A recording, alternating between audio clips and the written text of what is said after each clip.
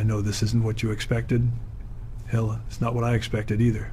I've spent most of my life being a pretty private person, keeping my thoughts to myself unless I had something worth saying. And at my age, you learn that most things aren't worth the breath it takes to say them. But what happened to me last night, well, I can't keep that to myself. I won't keep it to myself. I'm going to tell you something that sounds crazy. I know how it sounds because I've been turning it over in my mind since about 3 o'clock this morning, wondering if I'd finally lost it. Wondering if maybe all those years squinting into the sun on movie sets had finally caught up with me. But no, this was real. As real as you sitting there right now, as real as this podium under my hands. Last night, Jesus Christ appeared to me, twice. And when he showed me what's coming for America, I broke down and cried like I haven't cried since I was a boy. Now, I see some of you shifting in your seats. I get it. I'm not a preacher. I'm not some televangelist asking for your money or your devotion. I'm just an old man who's made movies, tried to tell stories, and done his best to live a decent life. I've never claimed to be particularly religious. I was raised with faith, sure, but I've always been more comfortable with actions than words, with doing rather than preaching. So believe me when I tell you that I am the last person who thought something like this would happen to. It started around midnight. I'd been having trouble sleeping lately, not unusual at my age, and I was sitting in my living room, just sitting there in the dark, thinking about things, thinking about the state of the world, about this country, about where we've been and where we're headed. You do that when you get old. You can't help but measure things, take stock. And I'll be honest with you, I haven't liked what I've been seeing. I was sitting there, and suddenly the room got cold. Not uncomfortable cold, but noticeable. And then there was light. But it wasn't coming from anywhere. It was just there, soft and warm, despite the chill in the air. And he was standing there, right in front of me. I knew who it was immediately. Don't ask me how. I just knew. He didn't look like the paintings. He wasn't floating on clouds or glowing like a Christmas tree. He looked like a man, a real man, but there was something in his eyes that wasn't quite human. Something ancient and sad and loving all at once. He was wearing simple clothes, and he looked tired, like he'd been traveling a long road. I didn't say anything at first. What do you say? I've met presidents and queens and movie stars, but this was different. My mouth was dry, and my heart was pounding so hard I thought it might give out right there. He spoke first. His voice was quiet, gentle, but it filled the whole room. Clint, he said, and hearing my name from his lips almost undid me right there. I need you to see something. I need you to bear witness. I nodded. What else could I do? He reached out his hand, and I took it. And the moment I did, everything changed. I can't fully explain what happened next.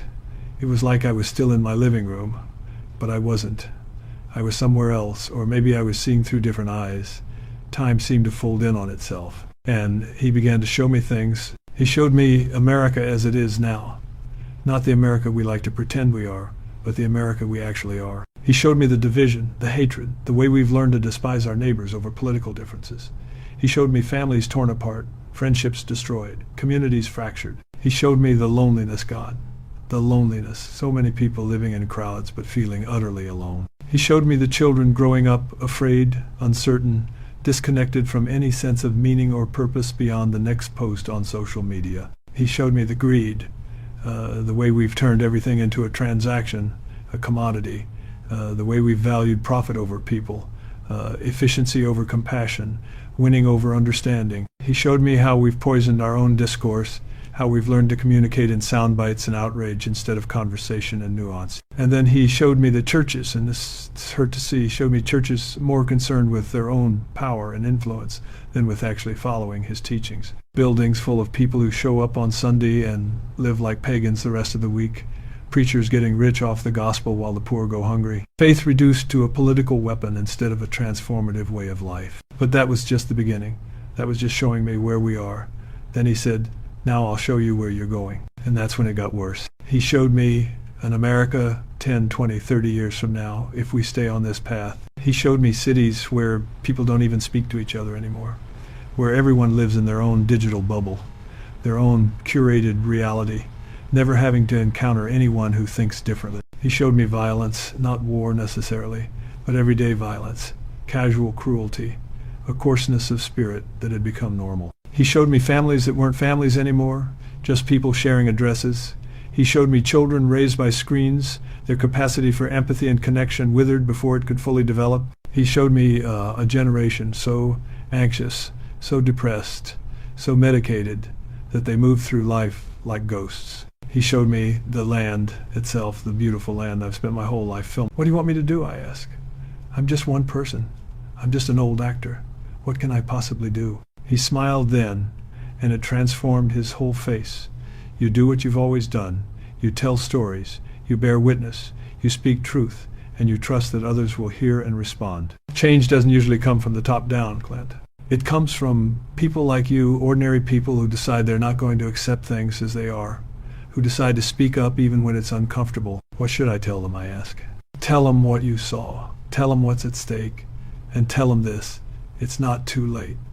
It's never too late to choose love over hate, unity over division, hope over despair. Tell them that I haven't given up on them, and they shouldn't give up on each other. Tell them that the soul of this nation, the soul of any nation, is in their hands, in their daily choices, in how they treat the person next to them.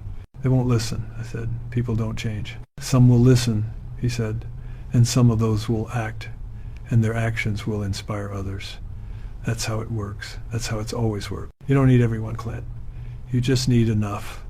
You just need the remnant who still remember what matters, who still believe that something better is possible. He put his hand on my shoulder, and I felt a warmth spread through me, a warmth and a strength I hadn't felt in years. I'm asking you to be brave, he said. I'm asking you to speak even when people will mock you, even when they'll say you've gone senile or crazy. I'm asking you to risk your reputation, your comfort, your pride, for the sake of truth. Can you do that? I thought about it, really thought about it. I thought about what people would say, how I'd be ridiculed, how this speech right here would probably be the end of whatever legacy I'd built. But I also thought about what I'd seen, that terrible, heartbreaking vision of America's future. And I thought about my children, my grandchildren, all the young people who deserve better than what we were leaving them. Yes, I said, I can do that. He nodded, squeezed my shoulder one more time, and then he was gone again. This time I knew he wasn't coming back. Not last night, anyway. I've spent the rest of the night and this morning thinking about what to say to you, how to explain this without sounding like I've lost my mind. But I've decided I don't care if you think I'm crazy. I don't care if this ends my career or ruins my reputation. What I care about is telling the truth as I experienced it. America is in trouble, deep trouble. Not because of any one political party or any one policy or any one person. We're in trouble because we've forgotten how to be neighbors. We've forgotten how to listen to each other, how to disagree without demonizing, how to find common ground without compromising our principles. We've forgotten that we're all in this together, that we sink or swim as one people. We've let fear and anger become our default emotions. We've let social media and cable news teach us to hate people we've never met. We've let our political differences become more important than our common humanity. And we've convinced ourselves that this is just how things are, that there's no alternative, that we're powerless to change it. But that's a lie. We're not powerless. We're never powerless. Every single day, we make choices about what kind of people we're going to be, what kind of communities we're going to build, what kind of country we're going to leave behind, and those choices matter. They add up. They create the world we live in. Jesus showed me what happens if we keep making the wrong choices, and it broke my heart. But he also told me that it doesn't have to be that way. We can choose differently. We can decide right now, today, to be better, to be kinder, more compassionate, more forgiving, more willing to listen and understand. I'm not telling you to change your political beliefs or your religious convictions. I'm not qualified to do that, and it's not my place. What I'm telling you is simpler and harder. Love your neighbor. Take care of each other. Choose grace over judgment. Choose conversation over condemnation. Choose hope over despair. That's it. That's the message. It's not complicated, but it's not easy either. It requires daily practice, daily discipline, daily choice. It requires putting down your phone and actually talking to the person next to you. It requires seeing people who disagree with you as human beings worthy of respect rather than enemies to be defeated. It requires taking responsibility for your corner of the world instead of waiting for someone else to fix things. I know I'm old. I know my time is limited. But I want to spend whatever time I have left speaking this truth. We can do better. We must do better. For our children, for our country, for our own souls, we must choose a different path. Last night, Jesus wept for America. He wept for what we're doing to ourselves, for what we're doing to each other, for the future we're creating through our division and hatred. But he hasn't given up on us. And that means we can't give up either. I've made a lot of movies about tough guys who face impossible odds and somehow find a way to win. Well, This is the real thing. This is our moment. The odds are against us. The easy path leads to destruction, and most people think it's already too late. But it's not. It's never too late to choose different. So that's what I'm asking you to do. Choose differently. Choose love. Choose unity. Choose hope. Not because it's easy, but because it's necessary. Not because you'll see immediate results, but because it's the right thing to do. Jesus came to me last night and showed me what happens if we don't change. And I cried. I'm not ashamed to tell you that. I cried like a baby because I saw the death of everything I love about this country. But he also gave me hope. He told me it doesn't have to be that way. He told me we still have time. He told me to tell you, so now I've told you. What you do with it is up to you. Thank you for listening and celebrating poisoned and depleted because we couldn't be bothered to care for it properly. He showed me communities that had given up, that had surrendered to despair, where hope had become a luxury nobody could afford. He showed me democracy, the thing we've always been so proud of, reduced to a hollow ritual where people went through the motions but nobody really believed anymore, where power was just something to be seized and held, not something to be exercised responsibly for the common good. And he showed me faith, or the absence of it. Not just religious faith, but faith in each other, faith in institutions, faith in the possibility of a better tomorrow. He showed me a people who had lost their sense of purpose, who had forgotten what they were supposed to be doing here, what this American experiment was supposed to be about. As I watched all this, something inside me broke. I've seen a lot in my life. I've played tough guys, outlaws, men who faced down evil without flinching. But this was too much.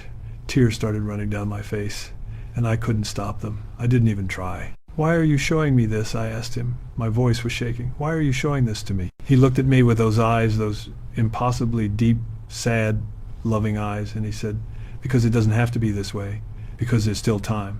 Because I need witness. I need people who will speak up, who will tell the truth, who will remind others of what really matters." Then he disappeared. Just gone, like he'd never been there.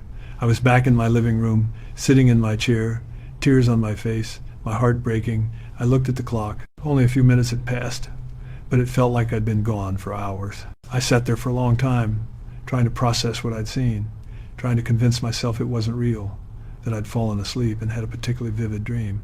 But I knew better. I knew what I'd experienced. I finally got up, went to the kitchen, made some coffee. It was about 2 a.m. by then. I stood at the window, looking out at the darkness, drinking my coffee, feeling hollowed out and ancient. And then he came back. This time there was no dramatic entrance, no light show. He was just there, standing next to me at the window. If anything, this second appearance was more unsettling than the first because of how ordinary it felt. "You're troubled," he said. It wasn't a question. "Of course I'm troubled," I said. "You just showed me the end of everything I love." "I showed you one possible future," he corrected gently.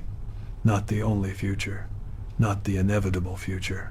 "Then why show it to me at all?" I asked. "Why put me through that?" "Because comfort is the enemy of change," he said. "Because people need to understand what's at stake. Because sometimes you have to see where the road leads before you're willing to take a different path." We stood there in silence for a moment. Then he continued, "You know, Clint, I walked your earth for 33 years. I taught, I healed. I tried to show people a different way of being, and the core of everything I taught was simple. Love one another. Take care of each other. Don't get so caught up in your own concerns that you forget about your neighbor. Don't let fear and hatred rule your hearts. Choose compassion. Choose mercy. Choose grace." "We're not very good at that," I said. "No," he agreed. "You're not. But you could be. That's what I need you to understand. That's what I need you to tell people. The future I showed you, that's what happens if you continue down this path of division and hatred and selfishness. But it's not inevitable. You still have the power to choose differently.